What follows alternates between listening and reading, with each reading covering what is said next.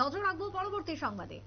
করবুকে উদ্বোধন হলো Mahabodhi cricket tournament season 5। আজকের এই ক্রিকেট টুর্নামেন্টের উদ্বোধনকে কেন্দ্র করে উপস্থিত ছিলেন এসডিপিও গমনজয় রিয়াং এবং তার সাথে অন্যান্য আধিকারিকরা। তবে প্রত্যেক বছরই শুরু হয় এই ক্রিকেট টুর্নামেন্ট, এবারও তার ব্যতিক্রম হয়নি। করবুক মহকুমার শিলাছড়ি ব্লকের অধীনের শুকনাছড়ি এলাকায় মহাবোধি স্কুলের মাঠে এই বিশেষ টুর্নামেন্টের আয়োজন। কি বক্তব্য উঠে আসছে আজকের এই টুর্নামেন্টকে ঘিরে, শুনুন।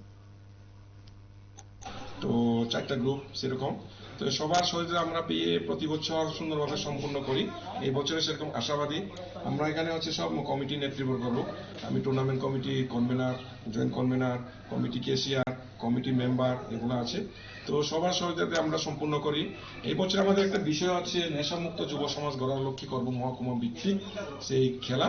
তো আমাদের আজকে শুভ উদ্বোধন হলো, শুভ সূচনা হলো, খেলা ইতিমধ্যে শুরু হয়ে গেছে। 20 ওভার।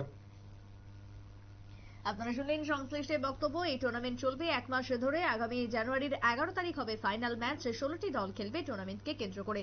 আজ প্রথম দিন এবং টুর্নামেন্টের উদ্বোধনকে ঘিরে ব্যাপক উৎসাহ ছিল পড়ুয়াদের মধ্যে, স্থানীয় যুব সমাজের মধ্যে। ছোট্ট একটা বিরতির পর ফিরছি, সঙ্গে থাকুন।